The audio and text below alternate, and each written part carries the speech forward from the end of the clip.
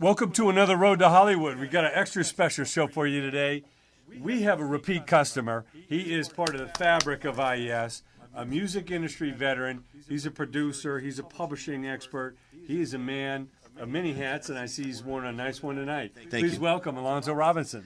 Jay Ward in the building. What's up, baby? It is good to have you back. It seems like it's been about a year or so since you've been on the show. I was here last year. Yes, you were, but, you know, time You want to tell flies. them who I am? Because I don't think you said who I was. You're going to break it down. Am I going to break it down? I can't keep up with your resume. We know 20-some years with ASCAP. Oh, man. And they're running that urban department. Running with it. a who's who in the industry. Everything.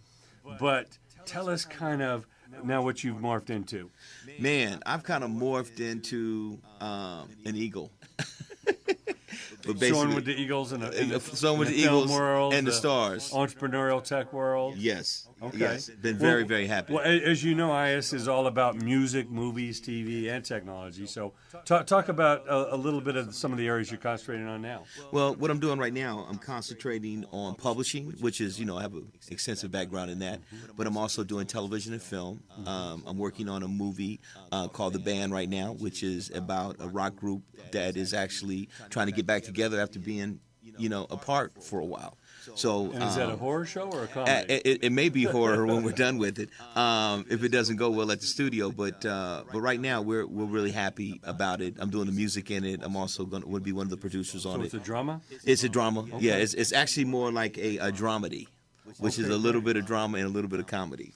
So it's about a young lady who brings her family back together, and it's really kind of cool. It's going to be a lot of fun. So I'm working on that one. We love that. Yeah, you're going to love it. It's going to be cool. The soundtrack's going to be awesome because I'm going to be putting that together. So we're going to have a bunch of old heads and some new heads on it. So, Well, you know, it's so great because, you know, when you grew up loving music like we did, the idea of sound and visuals coming together, you know, whether it be the theme song from your favorite TV show or something in a movie where you did a big scene and the music just really made that.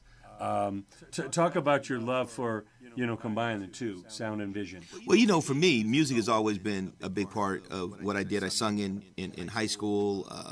My mom was in a band, and my dad, you know, was an avid music lover. My sister was in the band, and so we spent a lot of time around music. So music for me was just kind of one of those things that, you know, just kind of wanted to get into and decided to do it, and I've always loved it. And I grew up, you know, Marvin Gaye and Hathaway and just all the greats from back in the day. So it's kind of hard not to be in music when you're surrounded by such great music. So I'm looking forward to helping bring a lot of that kind of music back and establish some new people and, you know, just kind of continue just to kind of push some of the better music. You know, the music today is not as good as I would like it, but it's for a generation right now that I think they need a better understanding of music.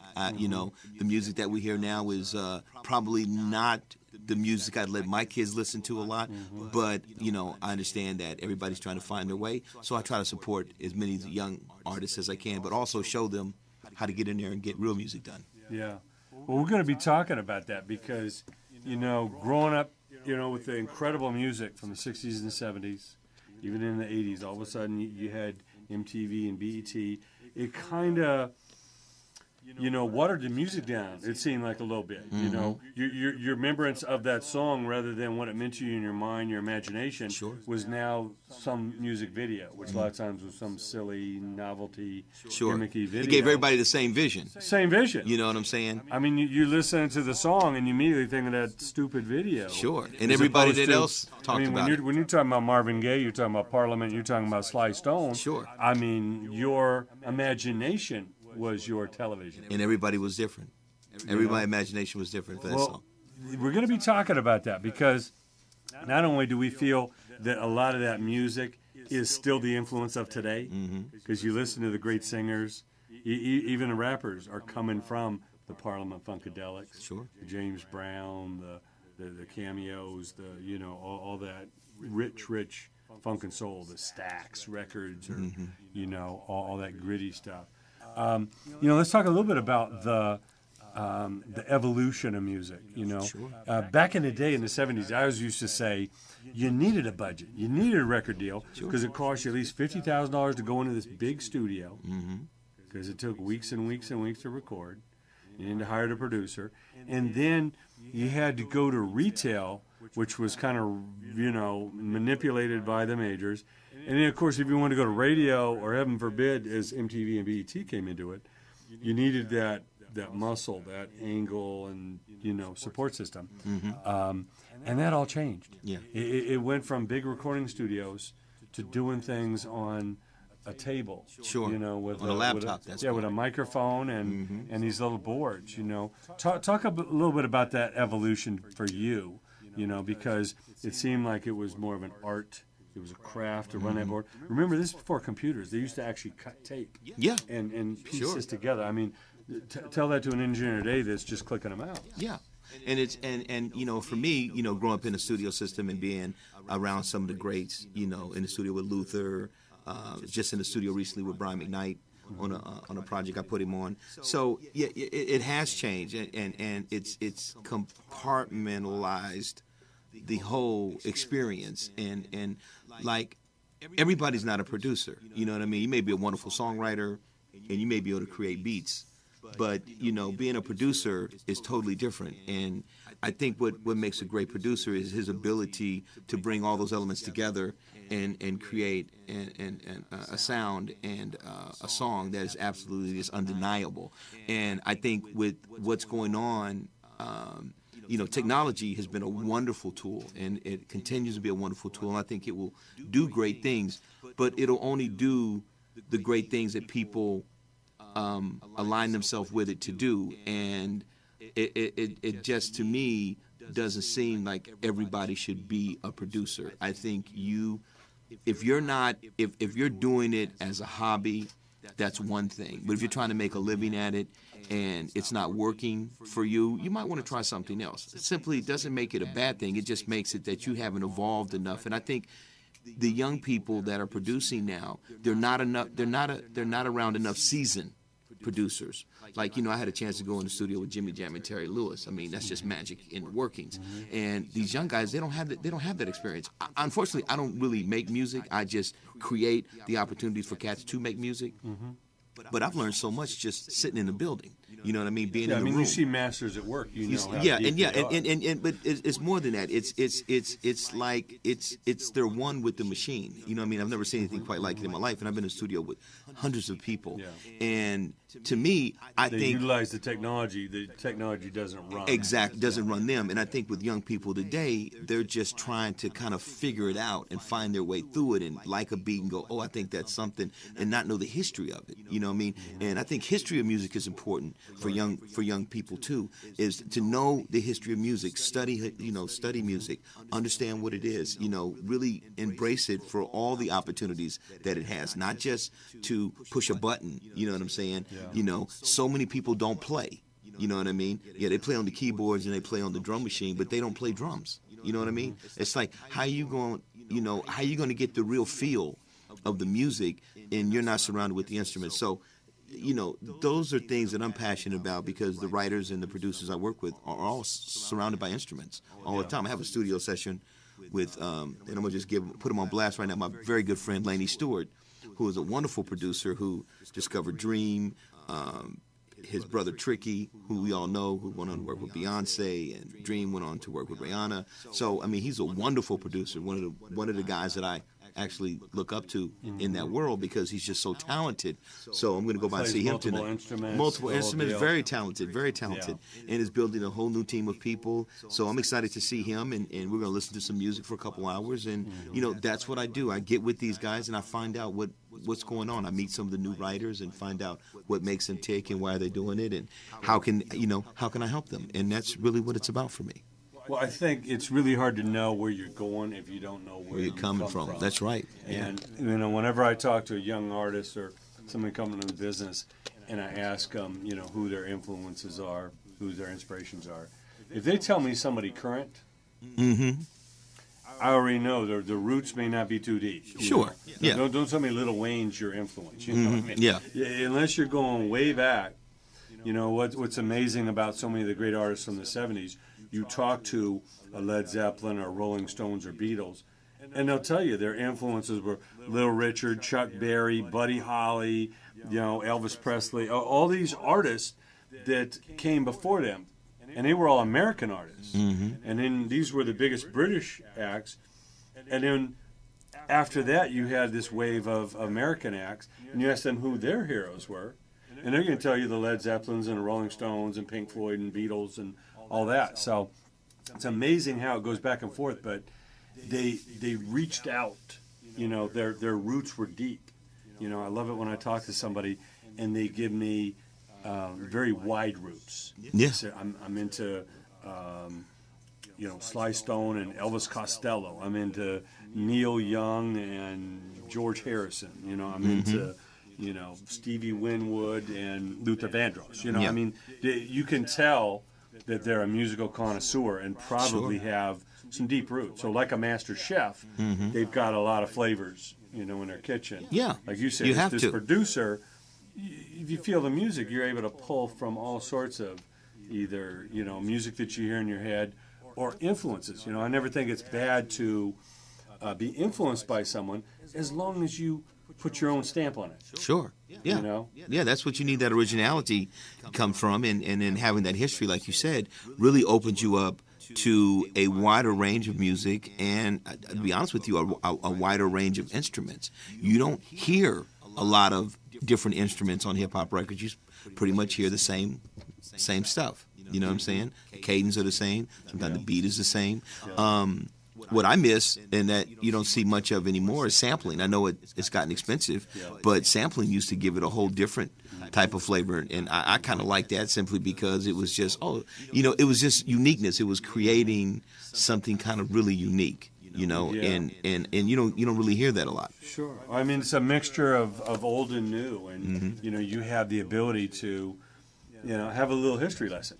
It Takes Two. Where'd that come from? You know, this song over here, De La Soul. They got that P-Funk, you know, Flashlight sample or Knee Deep or whatever they had. And, you know, now all of a sudden, people are like, "Oh, did you know that's a Parliament song? Who's Parliament?" You know, they're finding out about the music that inspired the people that inspired them. Yeah. You know, and like I say, it's exciting to see artists and people that are such a master of the craft, such a student of the game, that they.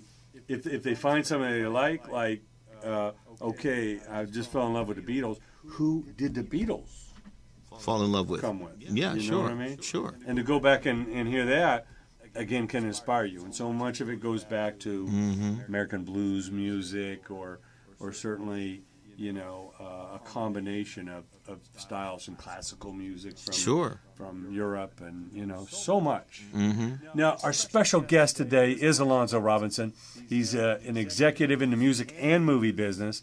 We're going to be coming back. We're going to be talking about, you know, really what it takes these days, the mindset, you know, the team that you got to build to even have a chance to get on that playing field and put up some points and maybe be in contention or competition. So we're going to go to an interview we just did. Ben Grossi is the co-CEO and partner with Brian Shafton of RBC Records. They are an amazing label management company. They run Strange Music, which is Tech Nine and Murs and the whole crew. They also oversee E40's company, Too Short, DJ Quick, Bone Thugs and Harmony, so many great artists. This is RBC Records. We're coming right back on the road to Hollywood.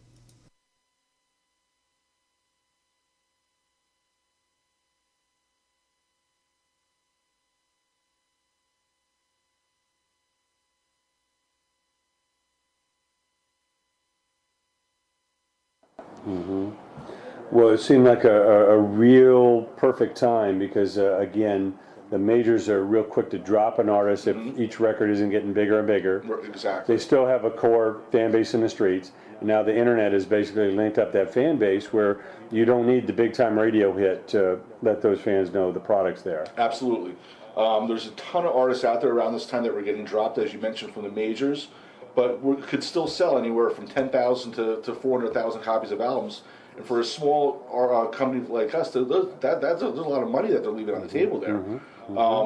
And with the advent of all the social networks, the Facebooks, the Twitters, the Instagrams, all this stuff, it allowed us to really level the playing field with the majors up as opposed to just the radio and video element. And with the YouTubes out there and the digital revolution in the music business, it really allowed us to compete at a level where our artists and us could all make a living doing this and do it for a long time.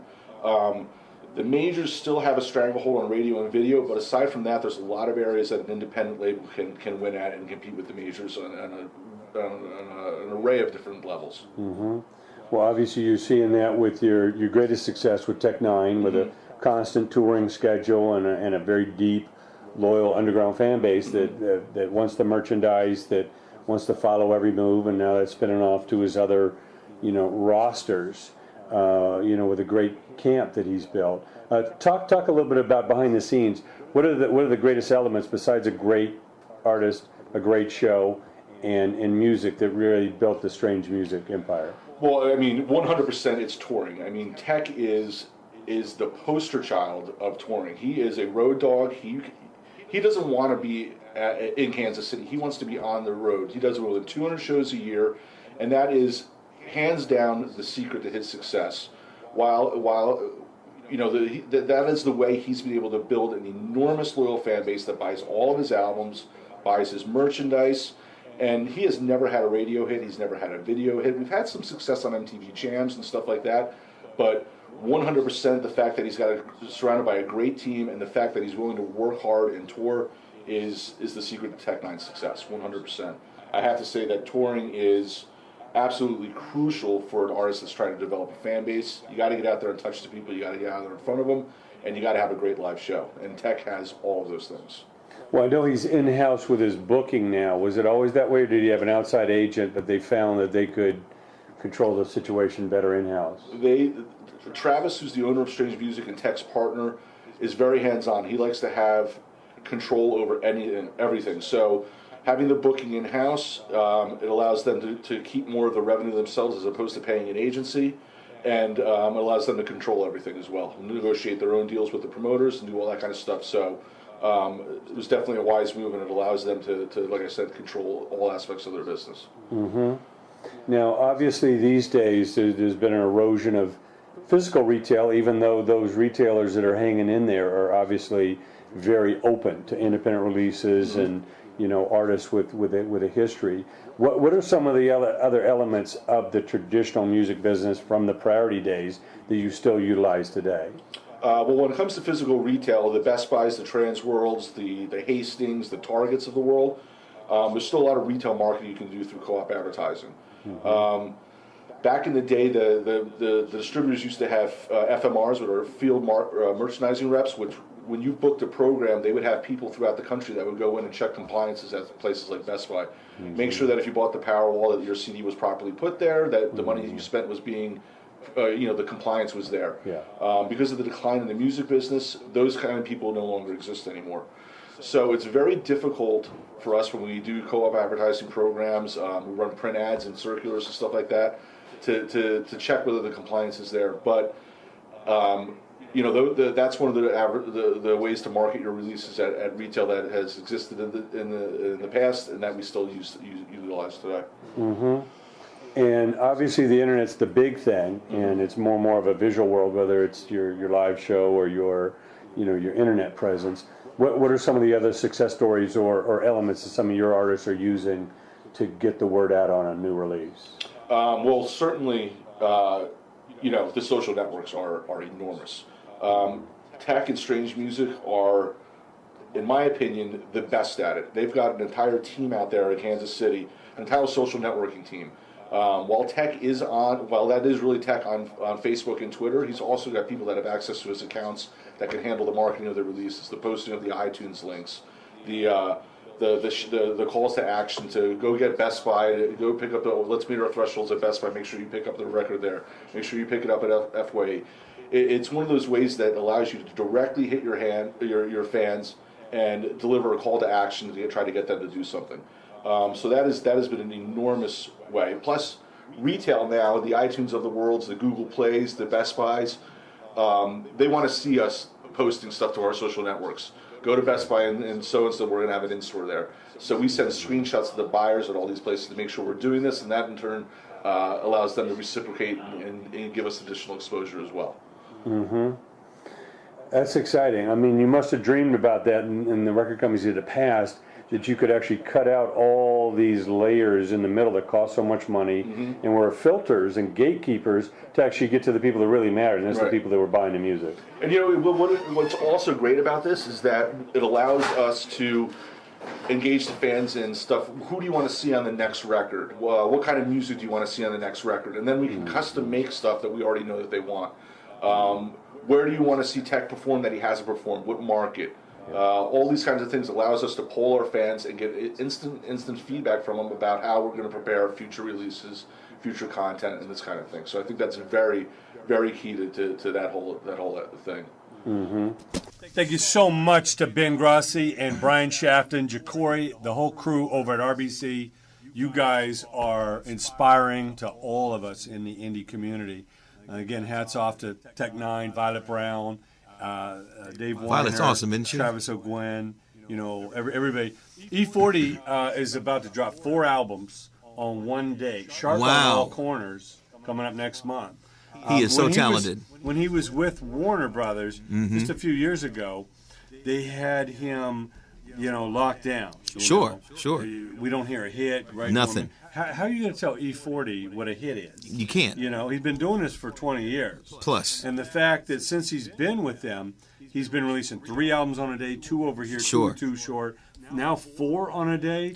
And rather than a mixtape, I'm talking about 20 songs, top production, features from everybody in the business. Nobody does it better. I mean, first-class stuff. Yeah. And made a wonderful living. Yeah. He doesn't need to sell millions of them. No, if he has an audience of 200,000 people, and they all go buy all 4 of these, that's a million seller right there. Yeah. But, again, with people like E40, he's such a wonderful example of what it takes to be an independent artist. And his touring, you know what I mean? If he doesn't release a record, he can still tour. And he does it so cool, and he's not over the top with it. I mean, it's like it's like making coffee in the morning. You just do it. You just get out there and you do it and you make it happen. And he's been doing it for so long. I could never see him signing to a label. I mean, it'd be insane for him to do that. No, I mean, once he or Tech Nine or Nakamura or any of these guys, you're seeing them turn down major labels because they don't need them. They don't need them. They don't need them. Why would you give up control of the revenue? Sure. Why would you give control creatively where some young A&R guy's telling you, I don't hear a hit? Exactly. And got the job because he knows somebody. Why'd you sign me? I know I know what a hit is. Sure. I know what's my best. It's an insult. And I know my art. It is an insult. It's an insult, is what it is. And to see him release 4 albums, I mean, where else can you go and do that? Except independent. So for him to be in a position to do that is amazing. And really, I mean, he is a bookmark for other independent artists to look at and how to build a career. You know what I'm saying? Because right now, independent is the best thing to be. Yeah. Well, that's what we're talking about tonight. Our guest is Alonzo Robinson. What's happening, It's people? all about that mindset. We call him Charlie Hustle because that mindset that E40, even though he's up there in years, even his son now is producing him, he is the real deal. He comes and he puts it down live. He is making records with everybody. Yeah. He's not beefing with anybody. No. He's friends with He's Dre, making great music. with the East Coast, with the down south guys. Wonderful, wonderful brother. Yeah, has really built that on harmony. And he can still be hard. He can talk about street stuff. And, whatever. But the bottom line is he's doing his own thing. And once the genie's out of the bottle, like you say, there's no way putting it back in. No way. Why would you give up your entire upside for a one-time check? Yeah. And no recoupment. Yeah, especially now because the market has changed. Of course, the industry's changed so much just from last year when we spoke. So to now is a perfect time to be independent and get your team together, which we're going to talk about, and really get the word out on who you are. Let people hear your music. Make as much music as you can and get it out to the public because eventually it's going to hit. Something's going to stick. Yeah. And then you're going to be well on your way. And at that point, if the labels are coming, they're only coming on for a check, and the check is probably not that big, and they want about 80%. The checks have gotten smaller, and the rights they want have. Oh, it's ridiculous! $360. Yeah. What is that? Who? My house, my family. Even if your advance was $100,000, by the time you pay the attorney, pay your costs, sure, you'd be lucky to be going home with 10 or 20. Sure. Taxes too. Yeah, taxes. Yeah. And now what? Now you're millions of dollars in debt. Oh, you're in the hole. What, you're in the hole. Gs? Yeah. It's ridiculous. And heaven forbid you spend all that on the gold chain. that's decreasing in value every day. Sure. No gold chains and good till luck, you sell 4 million good luck records. getting your retail price out of the pawn shop. You know what I mean? Because that's exactly where it's going to go. You know what I mean? Wasting money like that. It's absolutely amazing. So we're talking about the mindset. We use a lot of analogies, whether it be sports or military or political type campaigns, because in those three areas, you're really seeing an incredible amount of teamwork. You're seeing specialists in key areas, and you're talking about communication and synergy. Really, people that love what they do. Because when you go on that football field and you're practicing as long as they do, and the amount of intense learning of all the plays, and then practicing and then watching films, you gotta love it. Sure. I mean, you gotta be a student of the game and a master of all the appropriate crafts. That's right. You can't be the coach and the quarterback and the linebacker and the trainer, but whatever you do best, you have to surround yourself with others that do what you don't do. That's right. As well as you do. Yeah. That's when you're talking about the synergy of a winning team. Yeah. Whoever wins this NBA championship, or the Seattle Seahawks, whoever is winning the Super Bowl, you look at the amount of talent and the amount of synergy, and then put on that layers of commitment, professionalism, dedication, and endurance. Sure. Everybody wants to be in the locker room when the champagne's flowing and they get the trophy. They want it all. But the amount of years leading up to that, from, like I say, if we're talking sports, it's from playing ball in the yard, coming up through school and college and all that. Or if you're talking about military, the amount of preparation to go to war, so to speak, is unbelievable. It is. It's incredible. It's incredible. And I'm actually from an Army family. So my sister just retired as a lieutenant colonel. 4 of my best friends just retired as lieutenant colonels. So I knew the military very well. I was raised in the military. Lived in Europe for several years. Wow. Yeah. So I have so that hierarchy, that respect. That's why you're so disciplined. You know what I mean? The respect. Yeah, the respect and the discipline. It's one thing to come into this saying, I'm going to be a big star, and I'm going to take over and all that. Well, number one, you got to stay hungry and humble, is what I say. But more importantly, build that team around you. Get some other people talking about you rather than you keep talking about yourself. So, yeah. You know and I'd like to add to that too, Jay. One thing that I noticed that a lot of young people don't do is they don't read. They don't read up on the industry, the different aspects of the industry. You know what I mean? Know what a lawyer is. Know what he does for you. A manager, his position, or what they do and what they don't do. Exactly. And really understand the business, because there's so many people and there's so many good books, on the internet, and there's so much information on it. Learn the business, learn the back office stuff of the business, so when you're sitting with people, you're not asking things of them that they don't do. You already know what they do. You already know what they don't do. And I think that's so important, because it makes you seem more, you're more in line to be taken seriously when you understand the business that you're getting into. Like, for me in film, I went and bought books on films. All the grips, their position, what they do and don't do. You know what I mean? The second director, the production side, all that. Because I got familiar with the slang too. You know what I mean? Very important to know the slang, because people take you more seriously when they know you understand what it is that you're about ready to get into, and it's not something you're just jumping into because you think it's sexy. You know what I'm saying? And I think that's what's important. Really understand the business that you're getting into and the inner workings of the business. And you might find yourself wanting to play a different position than the artist. I know artist is always something that people want to be, but at the end of the day, you may have talents in other areas. They may suit that other area in helping someone else. So it's very important to understand that. That's a very good point. Like we always say, there's really not a school, even though a few institutions try and teach this business. There's really not a school or degree for the real entertainment business. No, it's not. You learn by doing. You need to be an apprentice. Sure. You need to be mentored. Yeah. You need to grow. But like you say, if you're a student of the game, you're going to read, you're going to study, you're going to listen to interviews or audio books.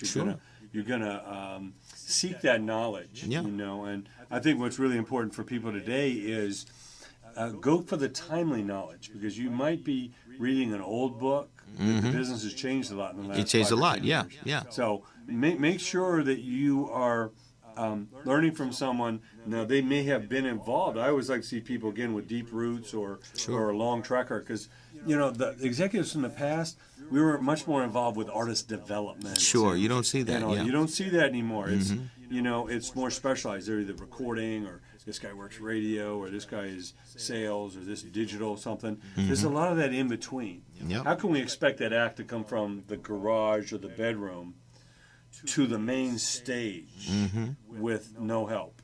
No, you gotta. Yeah, you needed help. You gotta have that help. The manager, the lawyer, very important aspects of the of your career, and someone seasoned who understands a lot of the past, but also is locked in and driven by what's going on now in the future, and is kind of looking down the street for the next change, because music is changing. 6 months to a year. You constantly get a new vibe, you get a new feel for music coming out, and I think the lawyer and the manager are very key people that you need early on in your career if you can get them to get behind you, and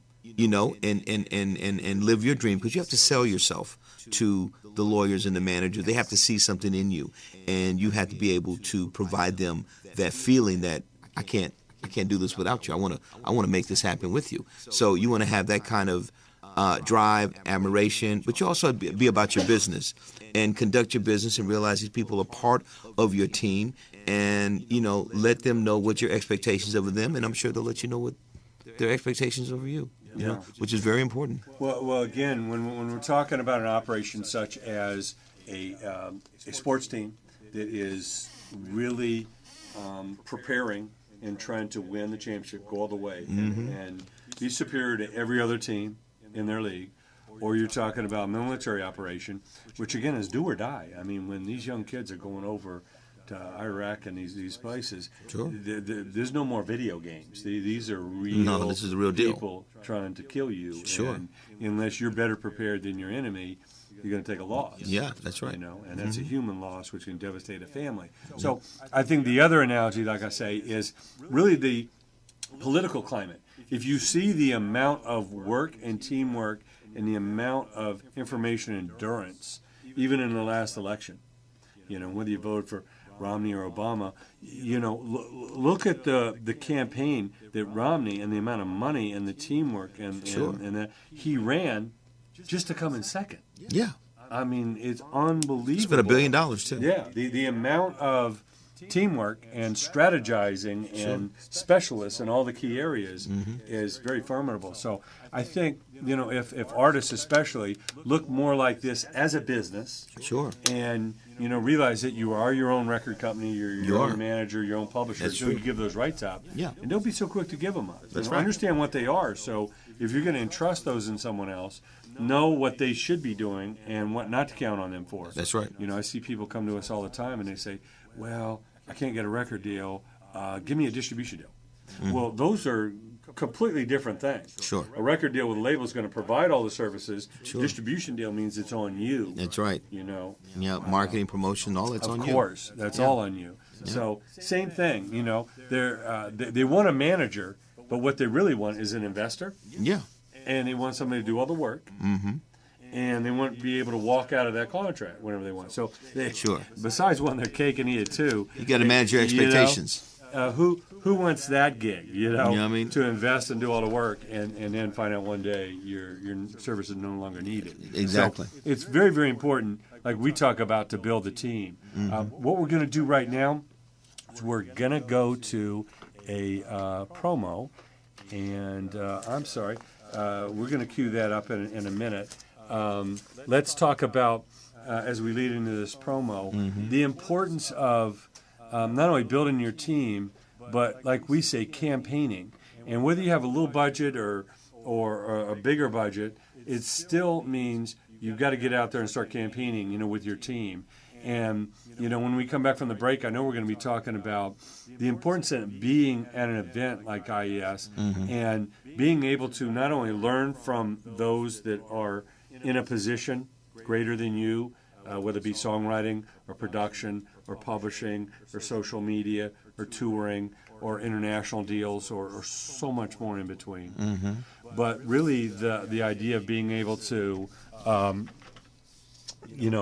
the wherewithal to pretty much have, all systems going forward and being able to establish relationships. because one of the most important things at IES is the ability to meet and get a business card. Sure. And be able to present yourself and follow up, with these individuals who I like to say you can't get on the phone. No, you can't get a lot of them on the phone. If you're calling these companies and you say, I'd like to talk to so-and-so, they are usually so busy that if they don't know you and you haven't been referred to them, sure, but if you made a good impression at IES and when the secretary asks who you are, you let them know very professionally who you are and where you met them at IES. There's a much better chance. It's a very much better chance. If you made that connection. Yeah. And you've got They will be happy to hear from you. So let's talk about that. Yeah, right now we're going to go to a little promo for IES. It is the Indie Entertainment Summit, and this year it is August 6th through the 9th. So we're going to be coming back with the website, all the information, and our special guests. He is Alonzo Robinson, top professional in the music and movie business, and we're coming right back on the road to Hollywood.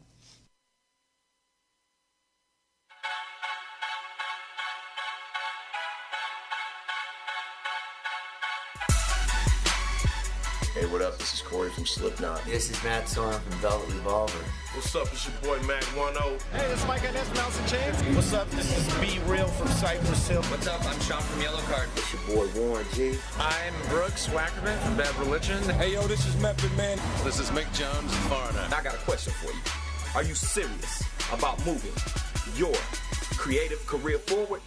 Then you need to be at IES. If you're a musician out there, you got a band, you want to rock, don't sit down on your ass and wait for someone to knock on your door. You can do it yourself. Don't wait for nobody. Do your thing, man. Life is short. You only live once. Totally independent, and I love it. Everything's important about the indie world. It has been for a long time. You got more control, and you make 10 times as much money. 10 times more money. Don't wait for the record label. Do it yourself. People need to hear the music that's in your head, that's in your fingers, that's in your heart.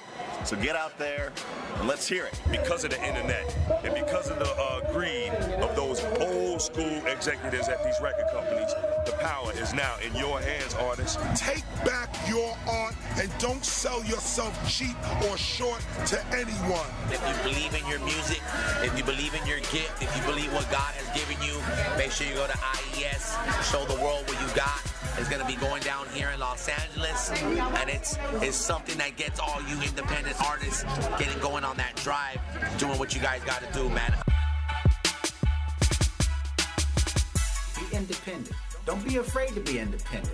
You got to be a part of doing you first, and that means independence. I implore you to go to the IES, the Independent Entertainment Summit, and do your thing. If you think you know what you're doing in this music business, I don't care who you are, there are things you will learn. The indie way is the way. The large corporations have basically disintegrated. They're looking to the indie community to create the music and create the genesis of what's going to be the next environment. If you started a new band and you're having a little bit of trouble figuring out where to go next or what you should be doing, who you should be talking to, whether you need a record label or how to get your music distributed, you need to go to the Indie Entertainment Summit. That's the place where you go to meet industry panel experts. They're going to tell you everything you need to know to get you where you want to be. For me, I spend all of my days and months going around the world educating musicians on how they can better actually release their music and market their music. It's part of my mission. It's part of the way that we can grow the music business. So I'm going to go at all the important summits that I can go to, and the Indie Entertainment Summit is going to be one of the places that I'll be. You want to be educated? You want me to help educate it? You better be there. If you rap, sing, dance, model, DJ, or act, or like myself do comedy, you can't afford to miss this conference. You're trying to do your thing in this business, you're tired of waiting on somebody to help you, and August come to LA, the Indie Entertainment Summit. You know what time it is, man. It's that time, Rolex time. Chasing cash, getting money, big care. Shout out to Hit Boy, G-Rock, Mike Making Mess, Stacy B, it's Sir Cut, and we here with the Indie Entertainment Summit, man. Y'all need to be here, man. It's in LA in August, man. Beautiful people here, man, dropping knowledge, dropping gems about this new way to pursue this music and a new way to get this money, man. It's the Indie Entertainment Summit. That's the IES, baby. Very important place to be if you want information to take things to the next level. You may not have access to the internet. It's okay, too. Go there. You have an opportunity, IES. Write it, rap it, produce it, mix it, arrange it, rap it, sell it. That gives you the power. Every second that you're sitting on your butt waiting for something good to happen, your competition is passing you by. So if you got a dream, go and fight for it and support Indie Entertainment Summer. I need y'all to come out to my city and represent with the Entertainment Indie Summit. It's going down August 1st through the 5th. If you're an independent artist, you're an independent label, you want to get your music out there, you want to network, come out to Los Angeles. All you gotta do is, if you want to blow up in this industry, go to IES conference in LA, Google it, you gotta be there. Showcases, panels, opportunities, everything that Indie Entertainment Summit does is something that is very much for today's music industry. We know how it used to be, but we don't know how it's going to be tomorrow. But I think the Indie Entertainment Summit is going to be an opportunity for motivated, ambitious professionals to meet each other. Music business is a hard thing to break into. So you gotta do what you can. Check out IES, Indie Entertainment Summit. If you're gonna be anywhere, you need to be at IES, man, in LA, man. That's where it's gonna be at. It's going down just like that, August 1st through the 5th.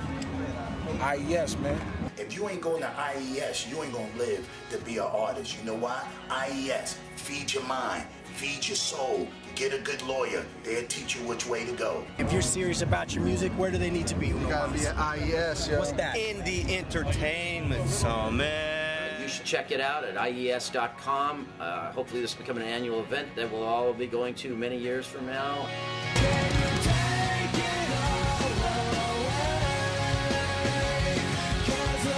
You need to be out to IES. That's IES, baby. Going down August 1st through the 5th. You have to check out IES. IES, show the world what you got. Ain't no excuses. It's now or never. It's your chance to show the world what you've got. IES. I hope I see you there. Indie Entertainment Summit, man. Circa, we gonna be there. Indie motherfucking Entertainment Summit. Be there, Jack.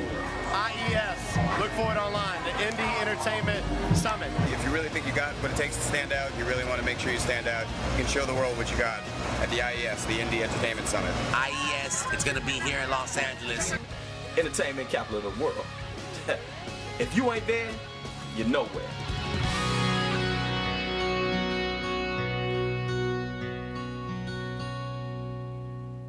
Thank you so much. We are back on the road to Hollywood. That is the information on IES. You see the website right there. It's iesfest.com, and that's short for festival. IES, F-E-S-T. Get you all the hookup. Call the office. Get registered as soon as you can. The sooner you register, the more chances, not only the best slot you have for performing, but the more seniority you are. Because this year especially, and in subsequent years, there's going to be a lot of very special events that are going to come together. Mm-hmm. And they might be limited to 20 or 30 or 40 people. Sure. And the people that get first shot of that are the ones with the seniority when they signed up. So register early. Very, very important. Sure. Now, our guest today is Alonzo Robinson. He's a longtime veteran, over 20 years with ASCAP, and now in the film and music business. Tell me We're it talking ain't so. about the mindset. We're talking about building the team. We're talking about the importance of being at an event like IES, because the business is changing so fast that if you're not at a cutting-edge conference like this, some of that information, like I say, you're reading or maybe watching on YouTube, might be 3 or 4 years old. Yeah. And that's like 20 years right now. Now you're behind 20 years. I tell people we've had more changes in the last 5 years than the previous 50. It's changing constantly. I mean, every day you open up your email and there's this company acquired this one, and these guys went out of business, and there's a new streaming company, and now, it's and these guys move amazing. around so much.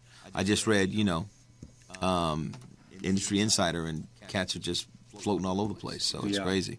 Yeah, it's important to really know more of what you're learning, who the major players are that might be able to play a role in you, and how to approach them. I know one of the things that I love about IES is some of the great sessions and people who are teaching people how to network. Yeah. There's an art to everything, and like we have, of course, our friend Gail Murphy, who's an amazing speaker at IES, and her whole business is teaching celebrities and people how to give interviews. It's one thing to get an interview, but the words you say, especially if you're on a red carpet, can make or break whether they used you on channel 11 at 9 o'clock tonight when they did that wrap-up report, or you were just another one that they taped and it's in a vault somewhere that no one will ever see. Exactly. So I think, talk a little bit about that, because, you know, when we think of the old days of Motown, and the record company taught you how to look and dance and take photos and give interviews and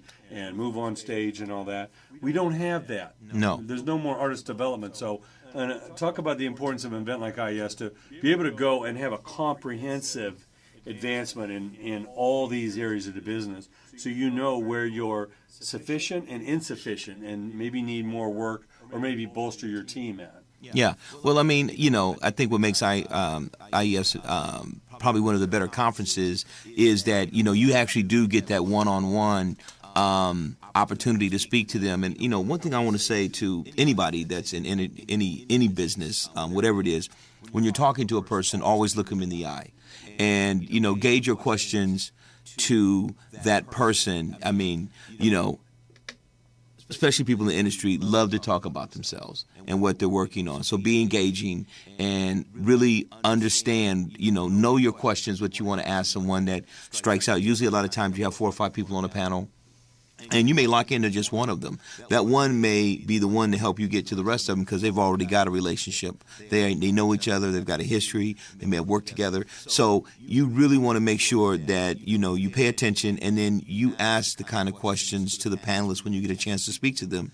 Like so many people come up to me and they really don't know what to say. They're nice. It's nice to meet you. Here's my music. But they're not engaging with me. You know what I mean? You know, they're not asking me, well, how'd you get your start? Well, what do you look for in an artist when you're signing someone?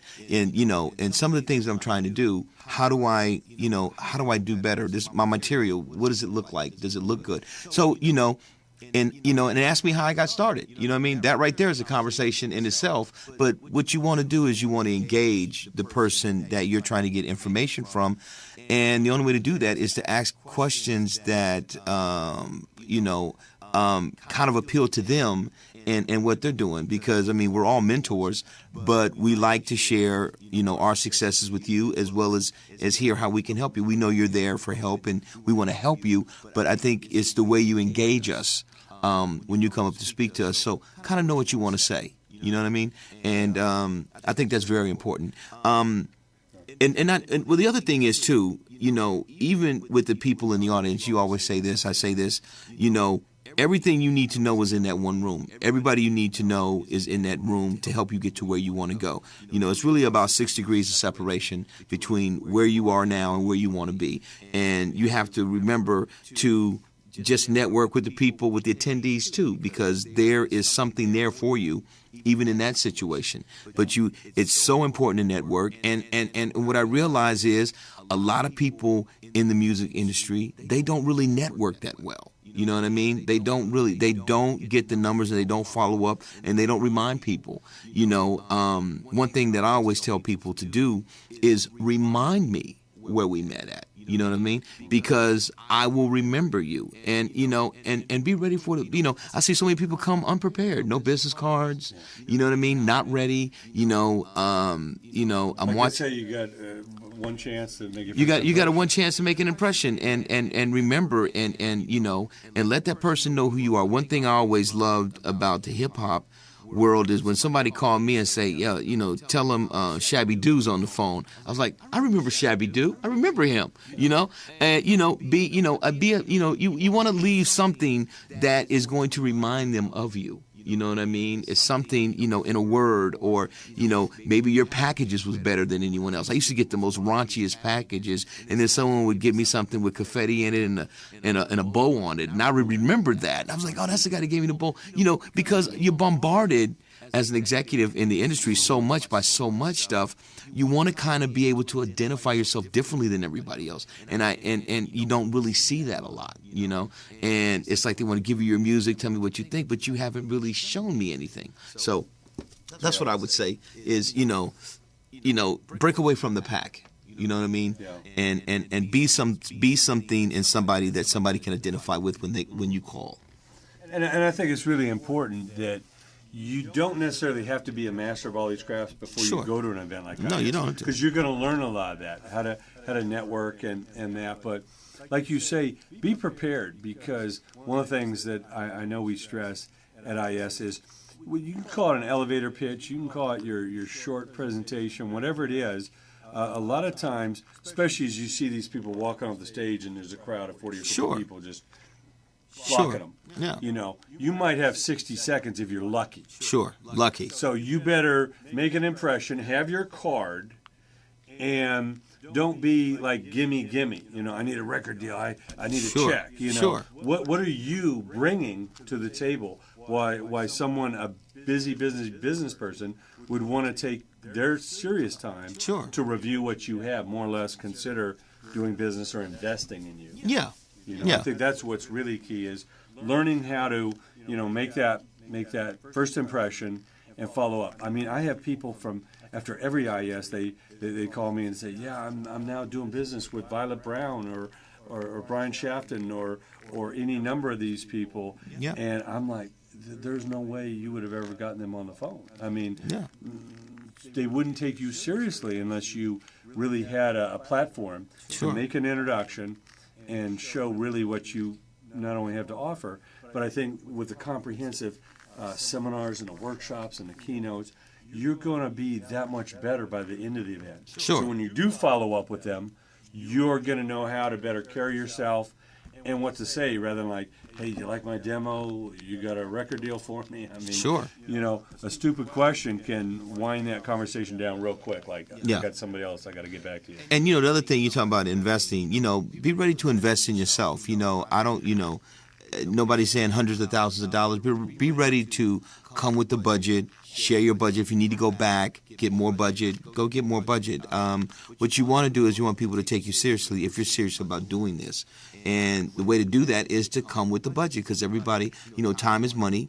You know, you wouldn't want to go to work and not get paid. So to have people come and work with you, you know what I mean? They got to know that, you know, you're serious about it, and having a budget, it shows them that you're willing to invest in yourself is really all that means. You're not investing in them. You're investing in yourself, and they're going to help you get there because they see that you have made a financial investment to your future. If you go to college, you have to pay to get that education.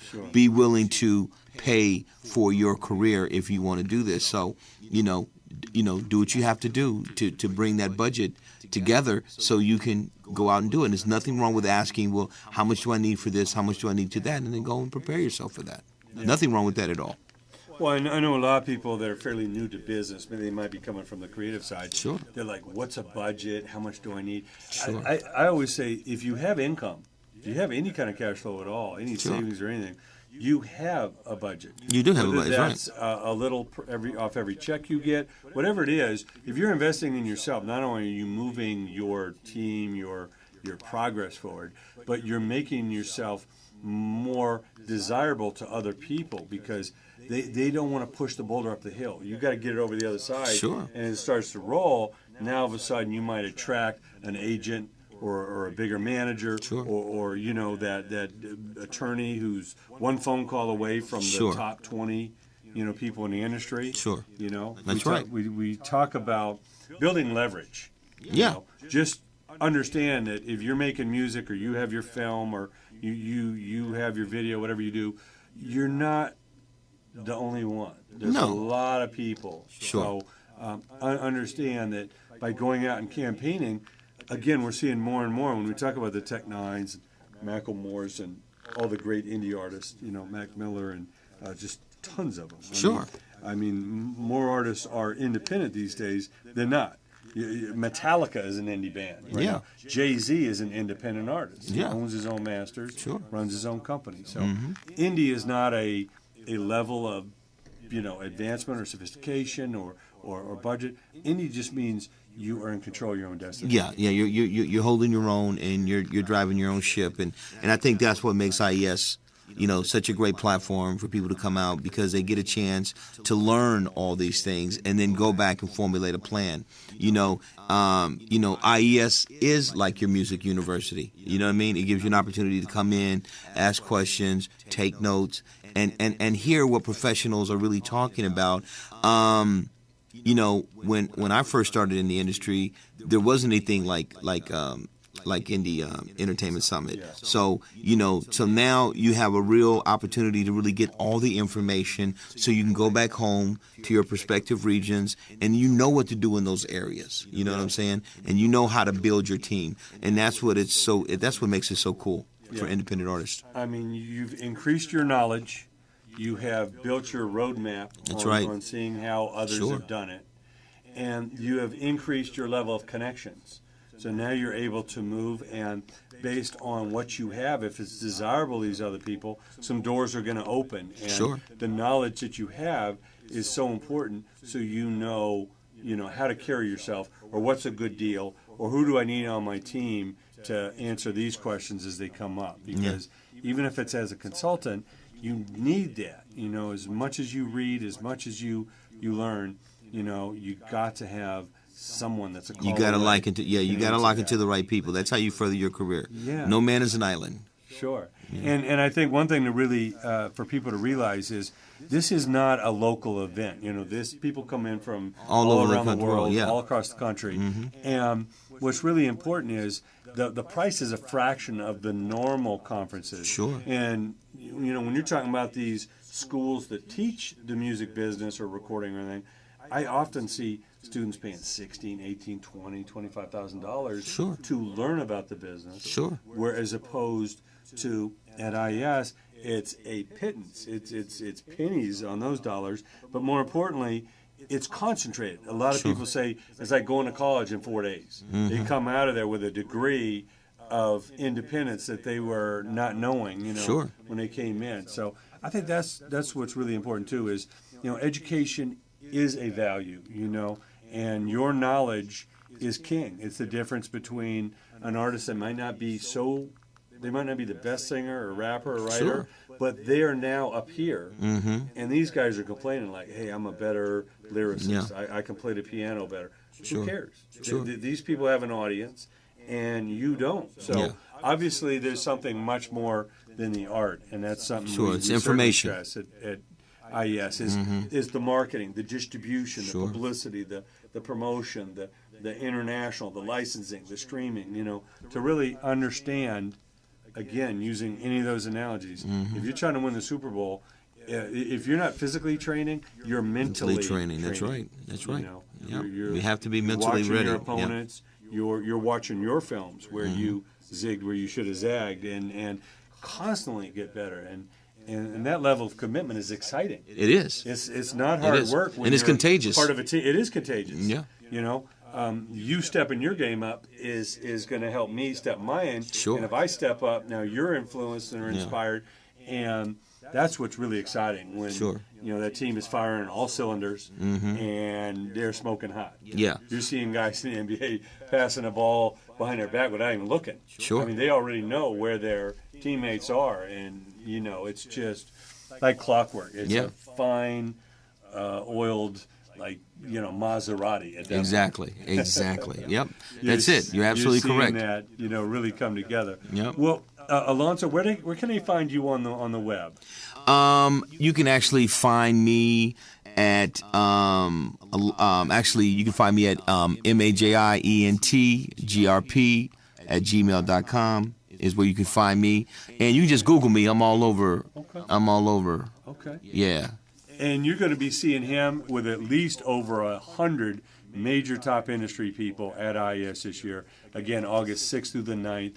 We look forward to having you there. The website, IESfest.com, inducting legends like we do every year, from the Bootsy Collins and the George Clintons to the Tupac tribute with Snoop Dogg. And it's going to be hot. Looking forward to that. Yeah, Blink-182 and Def Jam and Russell Simmons, all the great people. We thank you so much for tuning in. If you're a student of this game, check out some of the other episodes, and we'll be back with you on the next time, right here on IES, The Road to Hollywood. Peace.